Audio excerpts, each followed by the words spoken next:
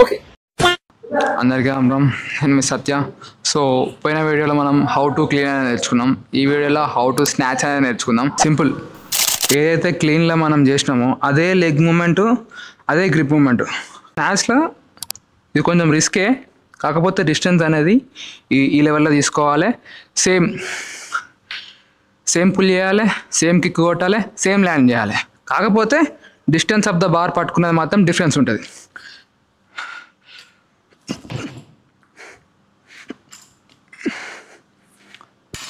సరే అనుకోవచ్చు, ఇప్పుడు ఇట్లా ఎత్తినాక కింద ఎట్లా వేయాలని చెప్పి.